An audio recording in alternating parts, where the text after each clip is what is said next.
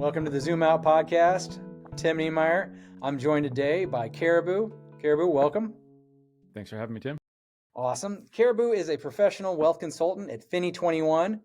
He helps individuals improve their health and guides individuals and businesses along their path to understand, acquire, and custody Bitcoin. I got to know Caribou in the in a chat, the Bitcoin Consultants Network, and we're going to talk about that in a bit. But first, I wanted to ask you, this channel is really kind of about financial freedom and really, with Bitcoin, how does that all tie into financial freedom? I wanted to ask you, what do you think is the thing that's holding people back from financial freedom?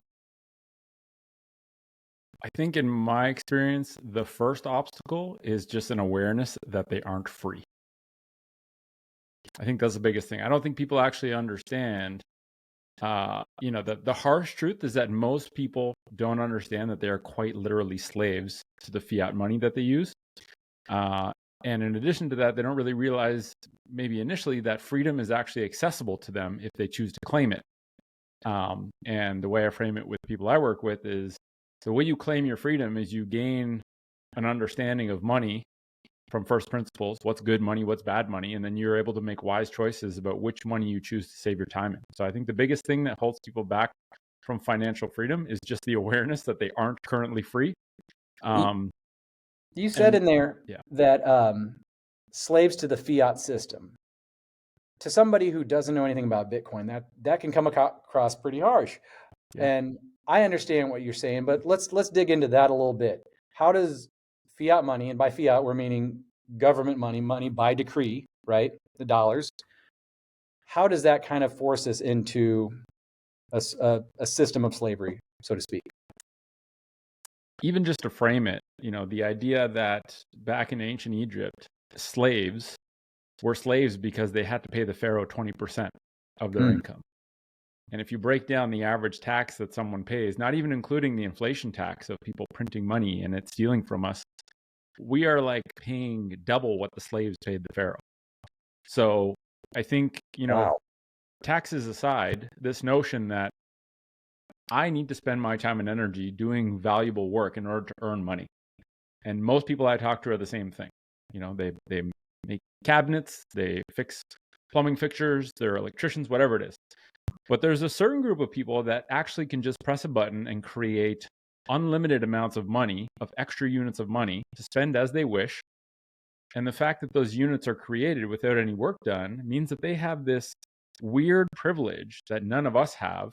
And by doing that, they actually make all of the money the rest of us have to work so hard to earn be worth less, which materializes in our lives as we have to pay more units of the money for the same thing, aka inflation, right? Prices go up because a certain group of people are creating more units of money without really telling us the consequences of that and sort of relying on the fact that we don't really understand money for the most part.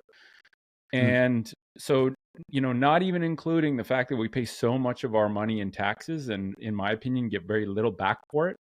The idea that people can just steal from us and make our money worth less over time sort of creates this very unfair system that we're all sort of just stuck in until we learn better. So it's sucking the time that we spend to earn. It's sucking that dry, and they're allocating that. Not only are they allocating that to places where we might not agree. That's one part of the argument is the taxes and the inefficiency of that system. But also like you said, by printing it, that work kind of gets devalued. And in a way, that's what inflation is, or that's one of the effects of inflation is what I'm hearing, right? Yeah, and I think our most valuable thing, our most scarce, precious thing in life is time. Amen. And if you view money as the tool that we use to store our time and bring our, do a certain amount of work, store our time in a tool that we can then spend in future, debasing money is stealing away human time from the producers to the people who have this secret privilege of being able to create human time out of nowhere, which is just, there's no such thing as a free lunch. Consequences happen when systems get manipulated. And unfortunately, most people don't connect the dots with my house it's 20% more expensive to buy a house this year. They don't connect that with these people are printing extreme amounts of money, which is stealing from me. And the way that materializes, I can no longer afford a home.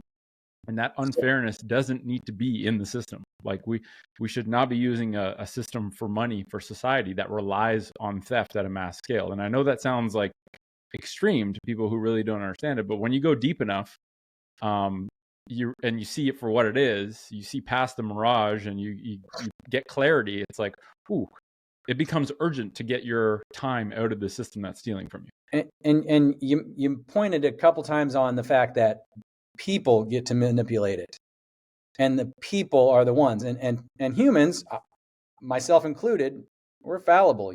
We can make choices that, while it might sound like we're helping other people, kind of end up like helping ourselves along the way. So I know this is mainly a Bitcoin podcast. Maybe we tie that together. If we're currently in a system that steals from each other, or steals those who can steal from those who can't, how does Bitcoin kind of tie into this? Bitcoin doesn't allow anyone to print money. In its most basic sense, Bitcoin takes the decision making about money out of the hands of humans and puts it into software code that we all agree to use, and that we can't change on a whim. There's not 12 people at a boardroom that can vote on how much money to print. Everyone that participates in the Bitcoin network has implicitly agreed that the software is fair. They run their own software. They keep everyone in the network honest. We keep each other honest because it's in our best interest. And so we essentially just take the power to control money out of the hands of human and put it into software code run by machines, which do not have a bias or a desire to steal from us. They just are, in an unbiased way, running code. And by removing humans from the equation, we create a sound system, because now the fallibility of humans is no longer a weakling. And I think something that many people don't see is that you have to opt into this. It's not mandatory. Whereas the current system we're in, you're forced into that. You have to participate in this network, or in this fiat network. So then you're a consultant, and you said at Finny 21. Can you tell us a little bit about Finny 21? Yeah, so Finny 21 is a wealth consulting firm that I'm helping to build, and it's basically just a small team of just hardcore Bitcoiners who care about Bitcoin, who care about health. And to me, wealth is health plus money. Bitcoin is the best money. So it's really just health and Bitcoin. And yeah, it's a team of us that are sort of getting together, working together on, we do our own individual work with one-on-one with individuals, and then we come together to work in a team for bigger projects for companies or family offices or organizations. And fundamentally, our mandate is to accelerate the transition to scarce money, to Bitcoin. And we do that by helping individuals or organizations understand, acquire, and custody Bitcoin in that order, because it actually is order sensitive. So it's still being built. It's still an idea that's sort of being honed and sharpened over time. We're still building the team. But I think the world is going to need a lot of people who can help others understand health, understand how to take care of themselves, so that they're not just at the whims of the medical system or the disease care system. And it's also going to need people who can help the world navigate their own path to understanding Bitcoin and taking responsibility for their wealth. So I would assume that the majority of that is on the education. Yeah, you got to do a lot of work on the education up front, because, like you said before, most people don't realize that fiat is stealing from them. So I know it's really dependent on your audience, but do you have a general elevator pitch that you kind of go for, or do you really just kind of hone in on whatever deficit your client is showing? How do you usually go about elevator pitch? Yeah, I mean, I haven't really found myself in an elevator recently, even been asked about Bitcoin. I actually really I never imposed Bitcoin on people. I did that for a large part of my history, being obsessed and interested in Bitcoin, and I just learned that it doesn't usually go very well. It's a waste of energy. Hmm. So what I really try and do is harness people's curiosity. And so if someone comes up to me and says, "I've heard about Bitcoin, I'm getting interested. What is this all about?" That would be, I guess, a prompt for an elevator pitch style, spiel. But what I really make an effort to do now is have the first things I respond to questions like that with be questions. So, I would ask something like, why are you interested? What about Bitcoin interests you? Or one of my favorites is, what do you think Bitcoin is? Ooh, yeah. Because that's a really quick way to really identify where are they currently at? What is their current level of understanding? And to sort of give me a minute to understand, okay, well, it seems like this is the first blind spot that needs to be patched in order for them to continue on their journey. And, if someone asked me, tell me about Bitcoin in 60 seconds, I would say Bitcoin is a form of digital money designed to be sent person to person without needing a bank. It's not owned by anyone, doesn't have a CEO. It exists in cyberspace beyond the control of any government. It has a fixed supply of 21 million units, and each of those units can be broken down into tiny fractions called satoshis, or sats for short. And for most people, it's a savings technology. It's a way to preserve their purchasing power over time and to shield themselves from the debasement that comes from fiat inflation. So that would be my super concise pitch, general pitch, but in the grand scheme of things, I really try and ask way more questions than give answers, because I need to know where the person's at in order to give meaningful replies. And to me, that's exactly what I'd want a consultant. Doesn't matter what we're talking about. If I'm getting a consult from anybody, I'd want it to be that kind of consult, that Socratic method, that kind of getting to know the person before giving the solution, right? And like I mentioned, we're in the Bitcoin Consultants Network. Have you?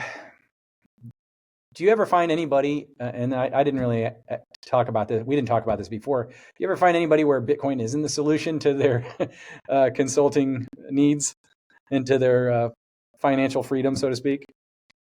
No, not No, yet.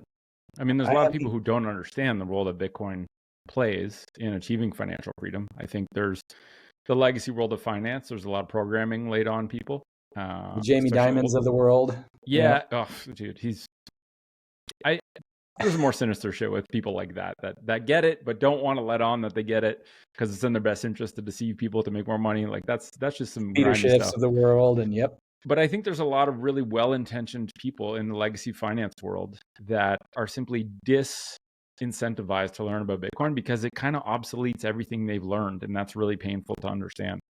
And this is, I think, part of why there's such an opening for Bitcoin consultants, is because if you go to your financial advisor, a traditional financial advisor, you're actually not going to get any information about Bitcoin. You're probably going to be steered away from it, which is actually super harmful, because it is the solution to everyone's problem of everything's getting more expensive. I'm not making more money each year. I'm falling behind. I don't know what to do.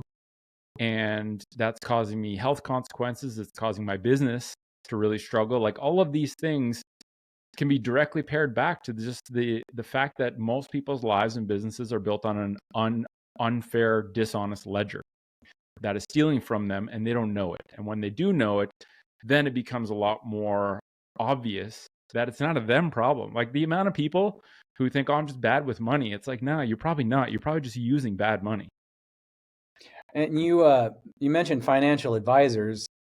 Now, they partly don't promote Bitcoin or are actively against it, partly because they just don't know, like we mentioned. I'll say mostly because they just don't know. But also, there's a component of one, they're not allowed to, and two, as of the current structure, they wouldn't be making anything off of it. Right. So that's something that I think the everyday citizen, where I've had friends where I've talked about Bitcoin and they're like, oh, my financial advisor says no. And I'm like, well, what does your financial advisor know? They just, first of all, don't know. And second of all, they're incentivized not to. That's pretty sad. So it is. So that's more of a just open for anybody. If you're talking to somebody and they're saying no to Bitcoin, you might want to ask why. I think that's an important thing. Yeah, when someone's salary depends on them not talking about something, it's good to know that, because the skewed the conflict of interest that presents, based on a lack of understanding, not out of malintent, is just all the same. It actually costs people their socioeconomic lives if you never you are trust a someone. bald barber, that kind of a concept. It's just crazy. It's crazy. That's awesome. I noticed your copy of Software in the back. I've got mine as well. That's very nice. If anybody hasn't read that, that's a I'd say give profound book. I don't know if it'll even really land for me until like another decade when everything starts to come to fruition. But I think if you really zoom out, Hey, I think it's just very well said. And the fact that it's kind of been hushed tells me something about something. I don't know what. So we're speaking on the 10th of January, and I want to. This might not come out for a week and a half, let's say, but something special about today. One is how Finney's running Bitcoin tweet, and two, pretty sure this is the day that the ETFs become a thing. Do you have any thoughts as a consultant, a Bitcoin consultant? What are your thoughts on Bitcoin ETFs? So, again, our mandate at Finney 21 is to help clients understand, acquire, and custody Bitcoin.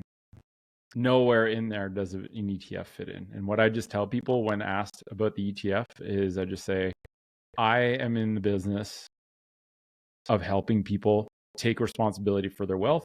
And as far as I'm concerned, when you have ownership of an ETF ticker symbol, you actually don't own Bitcoin. Unless you own the keys and manage the keys to your sats, you don't own Bitcoin. And there's a risk to that, right? This whole idea that, I'm not saying no one should ever do it. Everyone's got their own circumstances. But if you want to custody your own Bitcoin, there is a huge responsibility to learn about what that means and the implications involved in that. That's what I spend my time interested in doing. And I really think that an exchange traded fund is just a promissory note, an IOU. And there's a significant amount of counterparty risk, especially when you look at the frailty of the fiat system, that I don't think people are pricing in. So it's, biggest trade-off, convenience versus security. The ETF is the most convenient way to buy Bitcoin. It is the least secure because you actually don't own any keys. You don't manage any keys. You own an IOU, and hopefully they make good on that. One thing you mentioned, you're talking about, I'd be interested to hear more about the health aspect, but you talk about wealth and health. And when you custody, you do have to have that level of responsibility. And if you think of responsibility kind of like a muscle, if you don't flex that, it atrophies, right? So in a way, you have to be more mentally in shape to be able to do this. And that's not a bad thing, because the more you flex that muscle of self-sovereignty, let's just say, the more self-sovereign you are, the less you require others to take care of you. So It's actually making you stronger by actually self-custodying in a way. I don't know if that makes any sense, or if you have any comments on that. I totally agree. I think health and, improving one's health and custodying one's Bitcoin are actually fundamentally, I think, the same journey. There's so many similarities between the two. And, responsibility breaks down into responsibility, the ability to respond. Nice. And, the price of freedom is gaining the ability to respond to circumstances that come into your life without having to rely on someone else to tell you what to do. And I think another important part, just to kind of piece it in there, is that as a consultant, I actually don't make choices for anyone ever. My role is to make sure that they have all the information needed to make a wise choice for themselves, to make sure they're considering everything that's important, to make sure there's no blind spots. Once all the information is in front of them and they understand everything that they need to understand, they are then in a position to make the best choice for themselves. And that applies to both health, and it applies to both and a bit to Bitcoin. So I don't take responsibility for the end result of their decisions. I don't take responsibility for errors they make. My role is to make sure they have all the information they need to make a wise choice. And I think that really aligns with the idea that I'm not there to remove them from needing to take responsibility. I'm simply there to ensure that the time they allocate towards understanding health and Bitcoin is time well spent. And that's a really big distinction from current systems where your doctor is taking responsibility for your health, which is impossible, but that's the facade. Your financial advisor is taking responsibility for your wealth, for your money, and making choices for you, which doesn't really end well, because if you don't understand the system that they're using to make choices for you, they might be making poor choices for you unknowingly. And you'll never know that. And they'll never know that unless you gain an understanding of how this whole thing works. And it's really, what things in life are more important than health and money? I don't think anything. Like, it doesn't matter how you live your life. It's really hard to opt out of those two things. And ironically, there's the two things people learn almost nothing about. That's it. It reminds me of that meme where it's like, the lady goes to the doctor. It's like, I'm overweight. I got autoimmune disease. And the doctor says something, and she's like, so I should exercise more and eat right? He's like, no, here's this pill. Yeah, It's like yeah, the system is kind of disincentivized. So the more we learn about our own health and our own wealth, the better suited we'll be able to be to take care of it. And I think that's really why you're seeing this growing need for Bitcoin consultants. I mentioned that we're both part of the Bitcoin Consultants Network, and that was created by Ben DeWall. But I know that you've really kind of taken charge and done a lot of organization to that, and so thank you for that. But do you care to share anything about the Bitcoin Consultants Network for anybody out there interested in finding either a local consultant or anybody who's interested in joining? Yeah, I mean, right now it's still sort of in the embryonic phase. I just really am grateful at the opportunity to get together with a bunch of people who are interested in Bitcoin and specifically Bitcoin consulting, and have meaningful conversations and essentially share our lessons and our understanding to kind of compare notes. Because I think when we come together and share diverse perspectives, we learn way more than we ever could alone. And I think that's really the value of the Bitcoin Consultant Network for me right now, is being around other people, having intentional, meaningful conversations with people who are very literate and well-versed in these topics. And I think eventually the goal will be to create some sort of public-facing website where, if you want to work with a Bitcoin consultant, if you want to speak with a professional about deepening your understanding of Bitcoin or increasing your confidence in being able to custody your own keys, once you really understand what that means and why it's important, we want to put together some sort of public-facing website that is populated with people that are within the web of trust of the Bitcoin Consultant Network. Because the reality is, anyone can call themselves a Bitcoin consultant. There's no degree, there's no certification. And even if there was, it probably wouldn't matter, because what really matters is proof of work, just like in the ethos of Bitcoin. And I think the calls that we go on every month serve as sort of the proof of the work we're putting in to deepen our understanding, and to show that we're committed to this work professionally. Like, I think, to me, someone that knows about Bitcoin and wants to help others as a hobby is like, they're an orange pillar. It's informal. That's great. The distinction between them and a professional is that a professional takes it very seriously. It has a daily study practice, works with people regularly. Their primary means of income is actually doing that work, and they take pride in mastering the art of helping people navigate the Bitcoin path. And so, yeah, I think I'm excited for where it goes. I don't know where it's going to go, but it's a lot of fun in the meantime. Absolutely. And I enjoy the calls, and I learn a whole lot. Coming from education, I don't have a sales or marketing or any other background. And I've already, in the few calls that we've had, learned a tremendous amount. And I love the point that you made. It's like, there's a lot of advisors or doctors out there. They might have a certificate hanging on their wall, but how many of those doctors actually took time to study nutrition? Or how many of those financial advisors took time to understand Bitcoin? So a paper doesn't mean as much. And that web of trust that you mentioned, that's huge. This is Bitcoiners saying that these other Bitcoiners are legit and they know what they're talking about and they're here to help. So yeah, if anybody's listening, you can reach out to myself or to Caribou. Caribou, this has been great. I appreciate your time. Is there any handoff you'd like? Is there anywhere you'd like to send anybody, either for yourself personally or for your company? No, the website for Finny21 is finny21.com. It starts with a form where you send in a form. Someone on our team will review it and determine if it's a good fit. And then if so, we'll move forward from there to work together. I think one thing that I've sort of gained a deeper understanding of with just people I've worked with is like, why would someone use a Bitcoin consultant? Why would someone, how can people benefit from working with a Bitcoin consultant? And I think at the end of the day, when you want to understand Bitcoin, frankly, I think it takes 100 hours of intentional, purposeful study to understand money from first principles, to understand fiat to a level where it's like, how much is it affecting me and how does this work and what is actually happening there? And then once you're disturbed enough about the fiat system, you then are motivated to learn about Bitcoin, which, allows you to combine your first principles understanding of money with the negatives of fiat to then start to understand Bitcoin and work your way through to understanding, how do I confidently custody my own keys and why should I even care about doing that? So that's 100 hours. And the average person can wade through that and work on it and get there for sure. But it requires time, and time is valuable. And so if you're doing an hour a week, if you study every week for 1 hour, 100 hours will take you about 2 years. So there's 52 weeks in a year. And we both know that it's not about timing the market and trying to buy at the right time. It's about time in the market. It's about how long you actually hold your sats for.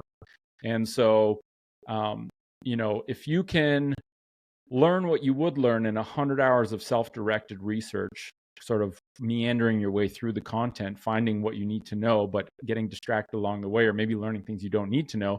If you could compress 100 hours into 10 by working with a professional who can essentially create a bespoke education path, say just all this other stuff you can learn about eventually, this is all you need to know right now. The sooner you get into Bitcoin, the better off you're going to be, because these big price jumps happen unpredictably. And the more time you waste, the more likely you're going to miss that. And if you can go from 100 hours to 90 and learn the same amount of things and maybe even be told some cheat codes about things to watch out for that you wouldn't learn otherwise, you're saving yourself 90 hours. And the question is, what are those 90 hours worth? Right? If you pay yourself $20 an hour, that's $1,800. And so I just bring it down to just the nuts and bolts. It's like, if instead of 100, you can do 10, learn just as much, get in the market sooner, get the price appreciation gains that might, or the purchasing power increases that come from being in the market longer, and then have those extra 90 hours to do what you want with. It's like, what is your time worth? That's really all it ends up being. And that gave me two thoughts. One, it's very similar to, like you said, with health. If I got to know how bad autoimmune diseases are for me, or cancer or something, I have to know what the problem is before I know the solution. Or I have to know how serious the problems, what that can lead to, before I can see that the value of that solution is, health and nutrition and whatnot. And the other thing about that 100 hours, I mean, that's what we're doing here at Zoom Out, right? We're trying to do bite-sized educational tidbits to help those people along that way. Caribou, this has been great. I want to thank you for your time. I hope we're going to work forward to getting this Bitcoin Consultant Network, getting that customer-facing thing out sooner than later. And thank you for your time. Where are you on Twitter? You want to share any of that, or? Nobody Caribou on Twitter. I love it. I love it. Caribou, it's been an honor. Thank you so much for your time. Thanks for coming on Zoom Out.